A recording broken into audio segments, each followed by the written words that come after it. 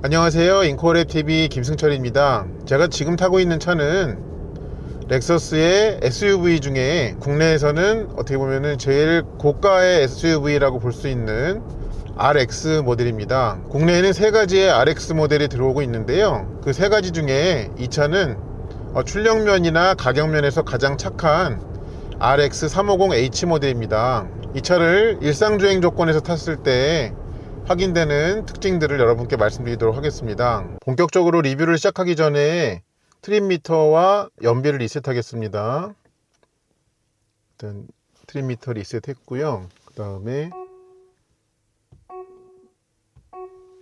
이렇게 총평균을 연비 리셋을 했어요. 그래서 제가 이제 리뷰를 마칠 때쯤에 어떻게 되는지 확인해 보도록 하겠습니다. 먼저 이 차에 대한 간략한 소개를 드리면요, 이 350H 모델은 렉서스와 도요타에서 여러 모델에 애용하고 있는 이 파워트레인 구성을 갖고 있습니다. 그래서 이제 전륜에는 2500cc의 이 자연흡기 애킨슨 사이클 엔진으로 189마력을 내고요. 또한 이제 전륜에는 보통 도요타는 두 개의 모터를 채택을 하죠.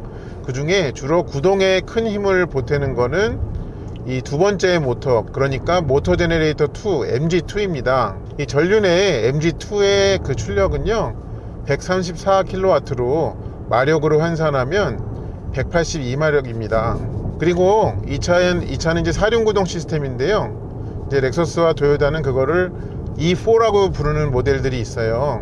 그 E4 모델들은 뒷바퀴를 구동하기 위한 전용 모터가 따로 있어서, 그래서 앞차축과 뒷차축과의 기계적인 연결이 서로 이루어지지 않은 그런 4륜 구동 시스템을 가리켜서 E4라고 부르고 있습니다. 그리고 이제 또 최근에 나오는 모델들은 다이렉트 4라는 모델이 좀 나오고 있는데요, 걔는 이제 전륜에 탑재되는 엔진이 이제 출력이 확 높아지죠. 2.4 터보 엔진으로. 그리고 이제 6단 변속기를 사용을 하고, 또 뒷바퀴의 모터 제너레이터, 그러니까 리어 MGR도 훨씬 출력이 높아서 더 또 성능이 높아진 그런 4륜 구동 시스템을 가리켜 가지고 다이렉트 4라고 부르고 있더라고요. 그리고 이 차의 국내 판매 가격은 9,870만 원으로 1억에 거의 턱 밑까지 가 있습니다. 이제 국내에 판매되는 RX는 이제 세 종류가 있는데, 제가 지금 타고 있는 모델이 있고, 얘는 이제 일반 하이브리드예요. 그리고 그 위로 450H 플러스가 있습니다. 제가 작년에 리뷰했던 NX450H 플러스랑 같은 파워트레인인데요, 이제 플러그인 하이브리드죠. 그래서 이 전륜 모터의 힘이 더 세고 배터리 용량도 더 크면서 외부 전력으로 충전까지 가능한 PHEV 차량입니다. 그리고 저도 매우 궁금해하고 있는 RX500H F 스포츠가 있습니다. 걔는 아까 말씀드린 그 2.4 터보 엔진이 있고 6단 변속기가 있고 이 뒷바퀴 출력이 더 높은 이제 RX의 간판 모델이라고 보시면 되겠습니다. 그래서 이제 국내에 판매되고 있는 RX들은 전부 하이브리드의 4륜 구동이고요. 순수 내연기관 모델은 국내에는 들어오지 않고 있습니다. 근데 이제 아시다시피 렉서스의 많은 모델들은 이제 단일 모델을 가지고 어떤 이제 한 두세 개씩의 그레이드, 그러니까 트림을 운영을 하는데요, 요 RX 경우에는 이 세 가지의 하이브리드가 있기 때문에 그거를 따로따로 어떤 트림을 나눠 놓지는 않았더라고요. 그래서 이 홈페이지에서 이렇게 보면 세 가지 하이브리드 모델의 어떤 옵션 차이도 그렇게 많지가 않고, 그래서 그 어떤 파워트레인의 종류에 따라 가지고 이 가격에서의 차별이 생기고, 그 제일 간판 모델인 500H는 다이렉트 4가 있기 때문에 또 F 스포츠라는 걸 넣어서 또 내 외관에 차이를 둔 것을 확인할 수가 있었습니다. 이 차의 인테리어를 보면 전반적으로 상당히 고급스러운데요, 렉서스와 도요타의 많은 고급 모델에 들어가고 있는 14인치의 내비게이션이 기본적으로 들어가 있고, 그 아래에는 양쪽에 이렇게 온도 표시가 되는 그런 공조 장치를 이렇게 누르면 여기 온도 표시가 되죠. 그런 거를 갖추고 있고요. 또한 실내 마감을 보면 이 차는 이 세미 애닐린 가죽이라는 마감으로 되어 있습니다. 그래서 이 세미 애닐린에 대해서 좀 궁금하신 분들을 위해서 조금 설명을 드리면, 이제 기본적인 풀 애닐린이라는 가죽이 있어요. 그건 기본적으로 나파 가죽이라고 보시면 되겠습니다. 그런데 이제 세미 애닐린 가죽은 풀 애닐린 가죽에다가 이 표면에 아주 얇은 코팅 처리가 되어 있다고 해요. 그래서 촉감에서의 변화는 최소한으로 하면서 이 관리상의 이 내구성을 더 높인 끌어올린 그런 기법을 사용한 가죽을 세미 애닐린이라고 부른다는 것도 참고적으로 말씀을 드립니다. 근데 시트는 이제 그렇다고 치고 이 도어 트림도 보면요, 요 스피커 그릴이 있는 주변부, 여기도 이게 아마 스웨이드처럼 느껴져요. 이렇게 손으로 만졌을 때는. 여기를 직물로 마감을 했고, 또한 이 차는 이제 21개 스피커를 갖고 있는 마크 레빈슨 오디오를 이제 채택하고 있는데, 이 RX는 이제 전 모델이 다 이 마크 레빈슨이 들어가 있더라고요. 개인적으로는 매우 환영하는 바인데요. 그 스피커의 그릴도 역시 이렇게 만져보면 그 어떤 쇠나 아니면은 플라스틱이 아닌 직물로 그렇게 했습니다. 그리고 이제 실내 트림을 보면은 이 스티어링 휠의 아래 윗부분은, 그리고 이제 대시보드 부분에 이 우드 트림을 적용을 했는데요. 그것도 보면 이제 오픈 포어 방식으로 만들어진 게 확인이 됩니다. 그리고 이 차는 이제 충전을 위한 그 USB 포트가 굉장히 후하게 적용이 되어 있습니다. 그래서 이제 앞좌석에서는 보면 이 충전을 위한 C타입의 충전 포트가 3개가 있고요. 그 다음에 미디어를 읽어내기 위한 A타입의 USB 포트도 1개가 마련이 되어 있습니다. 그리고 뒷좌석에는 이제 좌우 따로따로 충전을 할 수 있도록 역시 C타입의 그 충전 포트, USB 충전 포트를 갖추고 있더라고요. 그리고 이 기어 셀렉터의 작동을 잠깐 보여드리면요, 얘는 이렇게 뭐 움직일 것처럼 생겼지만 요 표시된 위치대로 클릭만 해주면 됩니다. 그래서 요 P 상태에서 전진은 여기 화살표도 있죠, 왼쪽으로 해가지고 아래로 해주면 되고요. 이렇게 가다가 예를 들어서 이제 변속기를 수동 조작하고 싶다 그러면 여기 위치 표시도 있듯이 아래로만 한번 이렇게 해주면 됩니다. 그러면 되고, 다시 원래대로 이제 변속이 없는 모드로 돌아갈 때에는 왼쪽으로 한 칸 해서 아래로 클릭해주면 됩니다. 그리고 이제 후진으로 나올 때는 마치 우리가 이 기어 레버, 그러니까 수동 기어 레버처럼 왼쪽으로 해서 이렇게 해주면 됩니다. 매우 직관적으로 돼 있죠. 이 차의 주행 모드 종류를 말씀드리면요, 얘는 일단 겉으로 드러나는 이 주행 모드 바꾸는 드라이브 모드 버튼은 없습니다. 그래서 이 화면 안에서 터치로 바꿔줄 수가 있는데요, 여기도 이렇게 보시면은 주행 모드라는 메뉴에서 에코, 노멀, 스포츠가 있습니다. 그리고 또 하나는 커스텀이 있는데요, 지금은 이제 차가 이동하고 있어 가지고 여기가 흐리게 보이는데, 차가 이제 정차 중일 때는 여기서 이제 바꿀 수 있는 항목들이 나타납니다. 이따가 다시 보여드리도록 할게요. 그리고 이제 국내에 판매되는 RX 모델은 전 모델에 이제 렉서스와 도요타는 그거를 AVS라고 부르던데요, 이 전자제어 서스펜션을 기본으로 갖추고 있습니다. 그래서 이제 감세력은 크게 2가지로 있는데, 이제 주행 모드로 연동되어 있다는 것을 확인할 수가 있어요. 지금 차가 멈췄습니다. 그래서 커스텀 모드에 있는 거 보여드릴게요. 여기 보면은 동력 전달 장치를 3가지 중에 하나, 서스펜션이 여기 있죠. 그래서 이제 가변 서스펜션이 있다고 말씀을 드린 거예요. 스티어링이 또 2가지가 있네요. 요거는 이제 요거의 무게 변화를 통해 가지고 피드백을 바꿀 수 있겠죠. 자, 그럼 출발할 때 이 구동력 배분 특성 한번 보여드리도록 하겠습니다. 지금 에코 모드잖아요. 일단 2개의 모터를 다 활용을 하는데 전륜 모터의 기여도가 더 높죠. 그리고 어느 속도 이상 되니까는 뒷바퀴 모터는 작동시키지 않습니다. 그러니까 전기를 앞바퀴에서만 사용한다는 뜻이죠. 자, 그래서 에코 모드는 출발 직후를 제외하고는 주로 이제 전륜에서 일을 시키는데, 그러면 혹시 좀 급가속을 할 때 어떤지 한번 볼까요? 급가속을 이렇게 하면요, 엑셀 끝까지 밟았는데도 전륜 모터만 활용을 하죠. 그래서 이제 에코 모드는 이 E4 시스템을 다 활용하지 않고 전륜 모터 위주로 주행한다는 걸 확인할 수가 있습니다. 자, 그럼 요번에는 노멀 모드로 했을 때 이 차의 구동력 배분 특성 한번 볼게요. 노멀 모드로 하고서 이렇게 사륜 표시를 하게 했거든요. 일단 그냥 주행을 할 때는 역시 전륜에서만 막대 그래프가 올라가요. 그래서 엑셀을 깊이 한번 밟아보겠습니다. 그래도 뒤에 모터는 작동을 하지는 않네요. 자, 다시 한 번만 좀 해볼게요. 좀 아주 깊이 밟으니까 그때 가서 뒤에 모터가 조금 이렇게 막대 그래프를 올려가네요. 그런 특성이 있습니다. 잠시 뒤에 이제 콘크리트 노면에 올라가게 되는데요, 이 차가 이제 전자제어 서스펜션이 있잖아요. 감세력 특성이 어떤지 승차감 특성이 어떤지 한번 확인해 보도록 하겠습니다. 뭐 노멀 모드로 놔도 상관없죠. 자, 이제 시작입니다. 그 구간.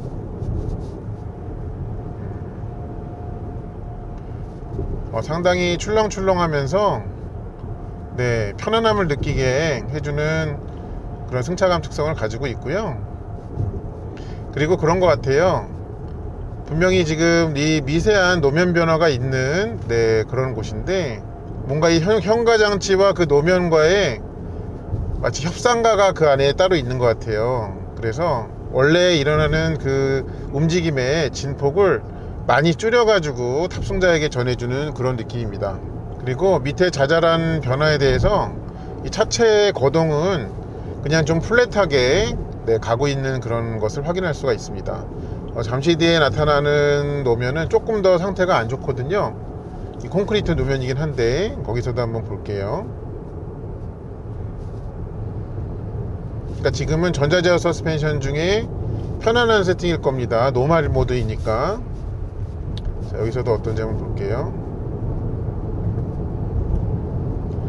네, 아까 좀 포장 상태가 좋았던 데서의 수준만큼 지금 포장 상태가 다소 안 좋아진 곳에서도 탑승자는 네, 편안함을 느낄 수 있게 만들어주고 있습니다. 그럼 혹시 이거를 스포츠로 바꾸면 어떤지 한번 볼게요. 스포츠.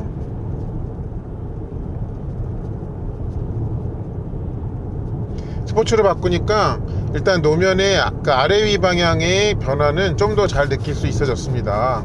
그렇지만 큰 틀에서 변함이 없는 것은 스포츠로 감쇄력을 놓더라도 여전히 차에 탄 사람은 편안하게 느껴지게 만들어 준다는 것입니다. 그렇게 해주고 있다는 것입니다. 그래서 얘는 두 가지 설정의 이 감쇄력 세팅이 있지만 어느 쪽에 놓더라도 네, 이 차가 고급 SUV라는 그 특성에 걸맞게 감쇄력이 만들어져 있는 것으로 이렇게 보입니다. 자, 그럼 요번에는 스포츠 모드로 놓고 한번 이 구동력 배분 특성 볼게요. 지금은 이렇게 엑셀을 많이 안 밟으니까 전륜으로만 가고 있는데 근데 깊이 더 밟아도 일단 뒷바퀴가 바로 이렇게 작동은 전혀 안 하네요.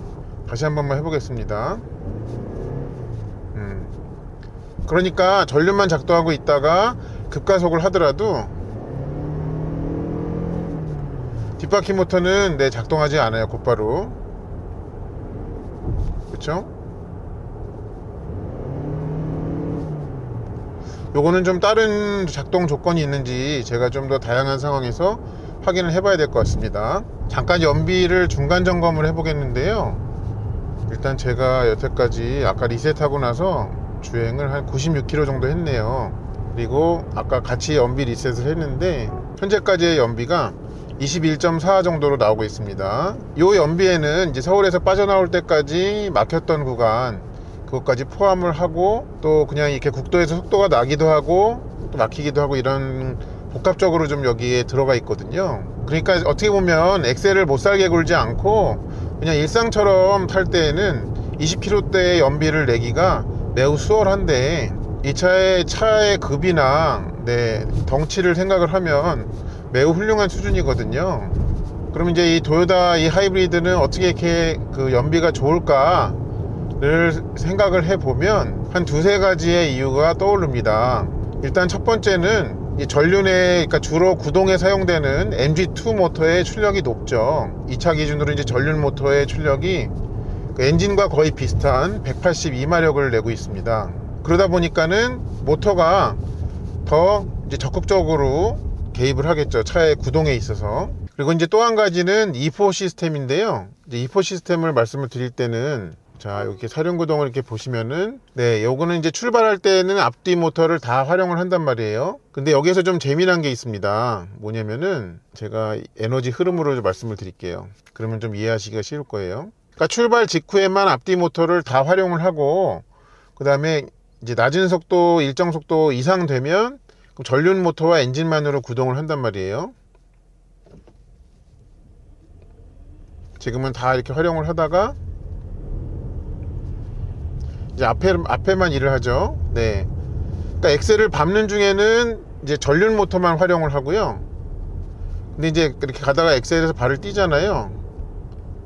그럼 항상 회생제동을 할 때에는 뒤에서 일하고 있지 않던 그 모터에서까지 전기를 회수를 합니다. 그러니까 주행을 할 때는 이제 힘이 센 전륜 모터로 이 모터의 기여도를 올리고요. 그 다음에 엑셀을 놓을 때, 그러니까 감속을 할 때마다 항상 앞뒤 모터에서 다 전기를 회수하기 때문에 배터리 충전도 빨리빨리 끌어모을 수 있고, 그러니까 모터의 출력이 높으니까 배터리도 커야 될 것 같은데, 사실 하이브리드 차들은 이제 배터리 용량이 매우 작죠. 다 이제 1kWh 정도의 그런 용량들을 보이고 있는데, 그러니까 사용할 때는 적게 사용하고 회수는 이제 많이씩 하고, 이런 결과들이 모여가지고 이 차가, 그러니까 이 도요타의 하이브리드 시스템이 연비가 좀 좋을 수 있는 게 아닌가 라는 생각을 해보게 됩니다. 자, 그러면 주행 모드를 노말일 때 출발 시의 구동력 배분 특성 한번 볼게요. 자, 출발하죠. 출발 직후에는 뒤에 모터도 꽤 적극적으로 하는데 대략 한 30km 정도인 것 같아요. 그거를 넘으니까 약속이나 한 듯이 이 리어 모터는 힘을 내지 않죠. 자, 그럼 이 상태에서 한번 좀 급가속을 시도를 해볼까요? 네, 이 상황에서도 일단 리어 모터는 작동하지 않는 게 확인이 됩니다. 이 차의 리어 모터를 좀 적극적으로 일을 시키는 방법이 뭘까요? 그게 좀 궁금해지네요. 자, 이번에는 그러면 스포츠 모드에서의 출발 직후에 이 앞뒤 구동력 배분 특성 한번 보실게요.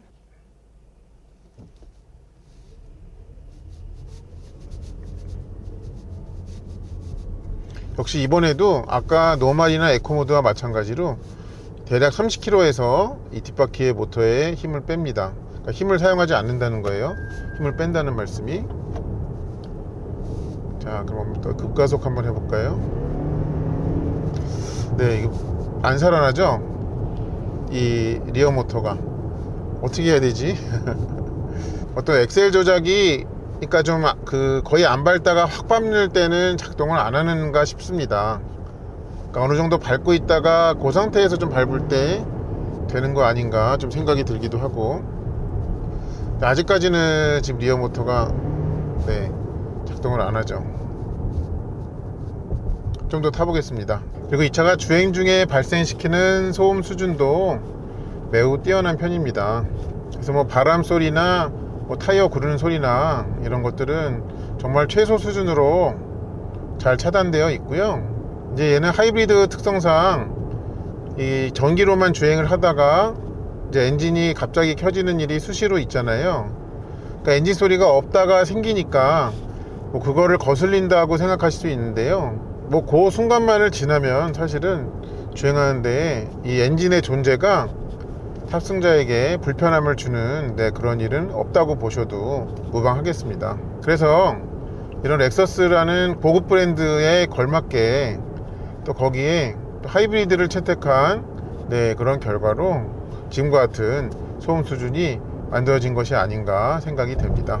그리고 요거는 얼마 전에 리뷰했던 이 렉서스 전기차 RG450E에서도 확인했었는데요. 이 뒤에 브레이크 등이 들어오는지 여부를 계기판에서 볼 수 있게 해놨습니다.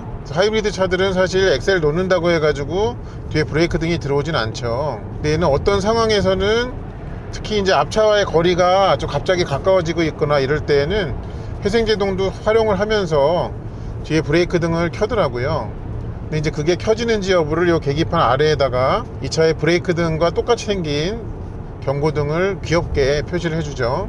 잠깐 이게 브레이크를 밟아보면 지금 이렇게 보시는 것처럼, 그래서 이렇게 가다가 그냥 하이브리드 차들은 사실 이렇게 엑셀을 놔도 브레이크 등이 들어올 일이 없습니다. 근데 마침 저 앞에 이제 차가 있으니까 제가 일부러 한번 가까이 가볼게요. 저 이렇게 일부러 가까이 가잖아요. 그럼 이렇게 브레이크 등이 들어오죠. 얘가 이렇게 앞차와의 차간 거리를 조절을 하면서 이제 그런 그거를 시각적으로 운전자에게 좀 정보를 친절하게 주는 점은 좋게 느껴집니다. 제가 아까 이 직선 구간에서 아무리 엑셀을 밟아도 이 뒤에, 그러니까 리어 모터로 구동력이 가질 않잖아요. 근데 보니까 계속 타다 보니까 그런 게 있네요. 이 핸들이 똑바른 위치에 있을 때는 엑셀을 아무리 밟아도 이 전륜으로만, 그러니까 전륜 구동으로만 가는 것이 확인이 되고요. 그러니까 조금이라도 왼쪽이나 오른쪽으로 이 조향이 되어 있은 상태에서 엑셀을 밟아야 그때 가서 뒷바퀴 모터로도 힘을 보내더라고요. 지금은 어쨌든 직선 구간이니까 앞으로만 가잖아요. 이렇게. 이제 좀 이따가 제가 이 출구를 나갈 거거든요. 그때 한번 보여드릴게요. 자, 지금은 핸들이 똑바로 가지고 안 가요, 뒤로. 그쵸?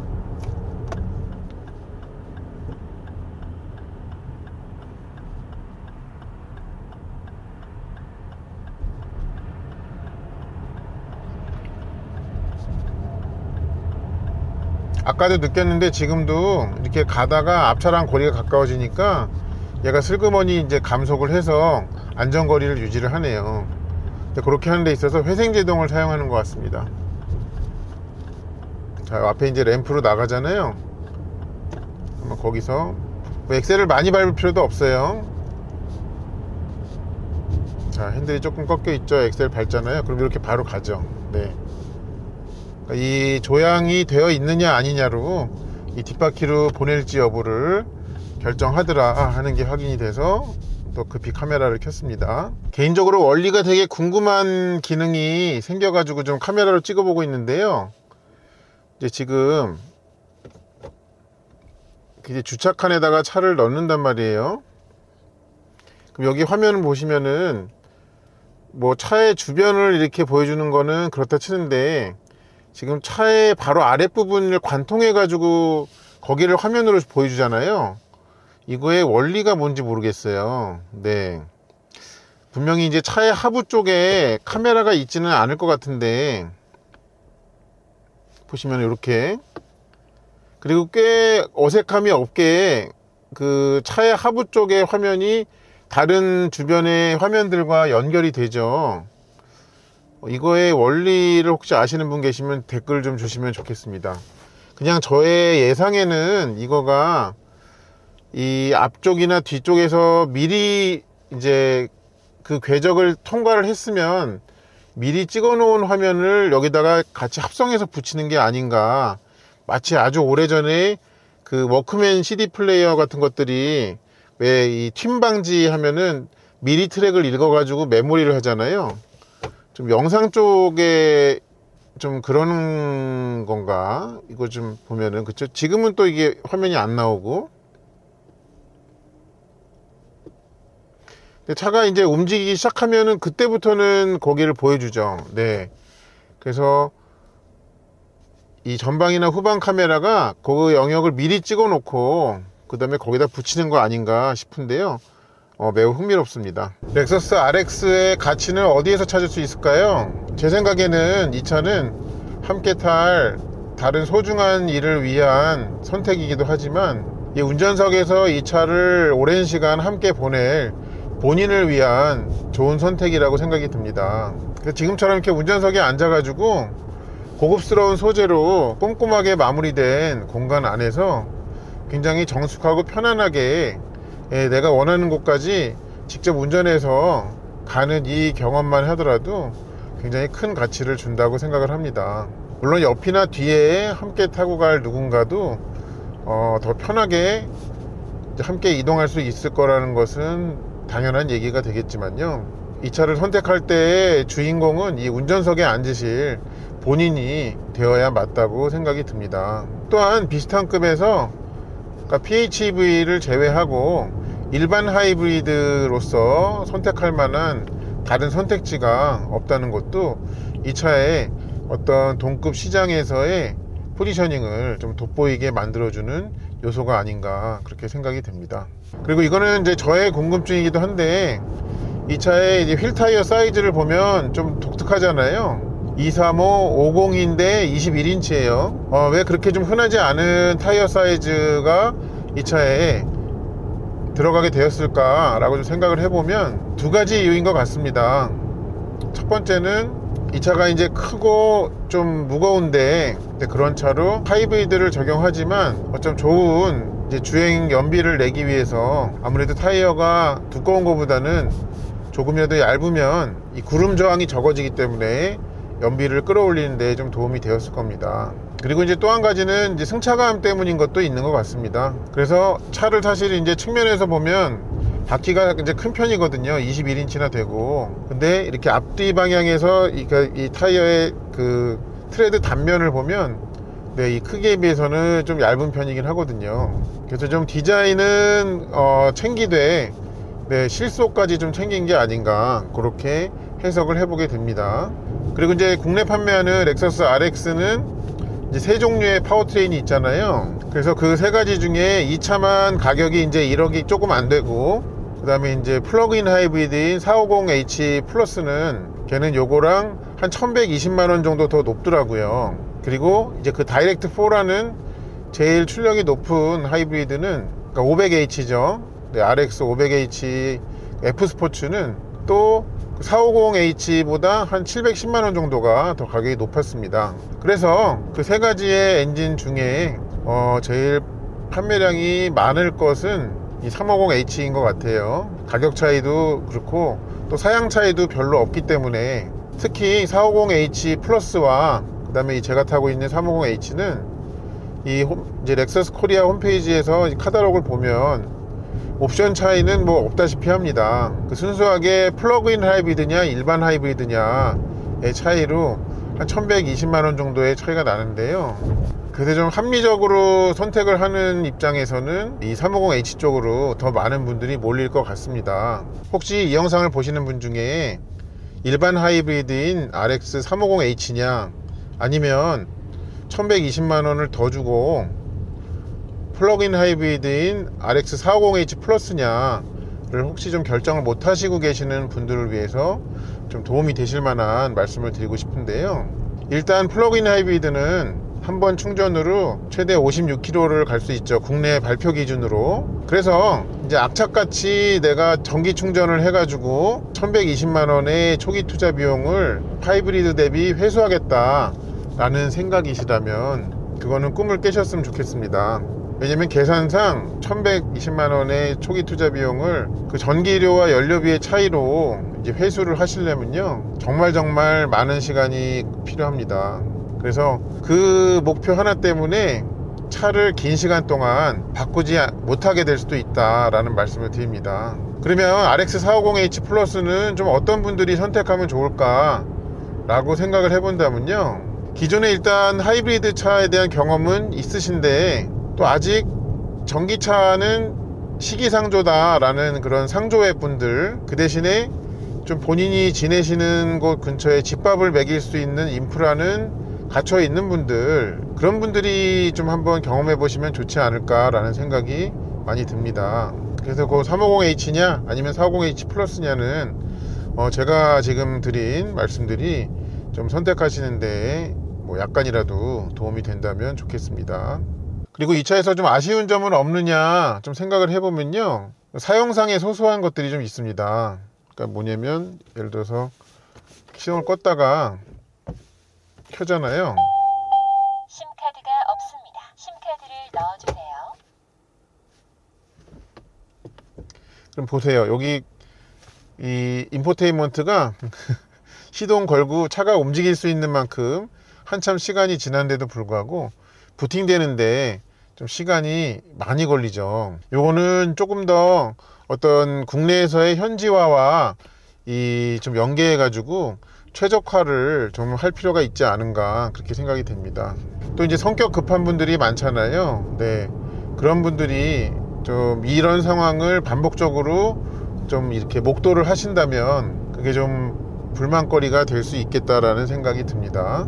그리고 또 한 가지는 이 차만이 안고 있는 특징이 아니라 렉서스 전체적인 건데, 이렇게 주행 중에 뭔가 설정을 좀 바꿀 일이 생길 때, 네, 그럴 때 이 설정과 관련된 많은 항목들이 차가 정차해야지만 설정을 바꿀 수가 있게, 이 지금도 메뉴가 지금 흐리게 보이는 거는 지금 안 되는 거예요. 이렇게 밝게 진하게 보이는 것만 이 운행 중에 가능한 거거든요. 물론 이제 렉서스의 어떤 내부 기준에 의해서 주행 중에 해도 안전에 아무런 영향을 주지 않는 것과 또 영향을 줄 수 있을 만한 거를 분류를 한 거겠지만, 이게 좀 너무 보수적으로 설정되어 있는 거 아닌가 라는 그런 생각을 좀 주게 됩니다. 저처럼 USB 메모리에다가 이런저런 노래들을 담아가지고 차에서 이제 들으시는 그런 분들이 좀 불편해할 수 있는 그런 거를 하나 좀 말씀을 드리면요. 지금 이제 예를 들어가지고 제가 이 SG 워너비라는 폴더에서 어떤 노래를 듣고 있었어요. 그러다가 잠깐 뭔가 생각이 나가지고 다른 메뉴로 카테고리로 갔어요. 그래서 여기서 뭔가 볼 일을 끝내고 다시 이제 원래대로 가잖아요. 미디어 쪽으로 메뉴로 이렇게 가면은 그 노래 곡은 남아 있는데 아까 여기 쭉 떴던 이 폴더가 여기 더 이상 보이지가 않죠. 그래서 그 폴더로 다시 들어가려면 이 폴더를 눌러가지고 여기서 아까 내가 썼던 거를 찾아내야 돼요. 네. 그래서 이렇게 들어가서 다시 그래서 지금과 같은 과정으로 해야 내가 사용하던 폴더로 되돌아갈 수가 있다는 거죠. 그래서 요거는 좀 다소 불편하게 느껴지더라고요. 사용을 하다 보니까. 요거는 뭐 어떤 이제 당장 개선할 수 있거나 하는 부분은 아니리라고 생각이 드는데요. 근데 혹시나 또 이런 피드백이 좀 많이 다른 데서도 좀 취합이 되신다면 향후에 어떤 인터페이스의 업그레이드가 있을 때 반영되면 좋겠다라는 생각이 듭니다. 네, 아무쪼록 이 차에 대한 총평을 내리면, 그러니까 이 기존 세대의 렉서스 RX의 가격대를 좀 머릿속에 그러니까 올드 데이터를 좀 갖고 계신 분들이 지금의 이 차의 가격대들이 확 올라간 거를 좀 들으신다면 좀 많이 올라갔다라고 생각이 들 수 있는데요. 그것뿐만 아니라 차들의 수준까지 같이 올라갔다는 점을 좀 말씀을 드리겠습니다.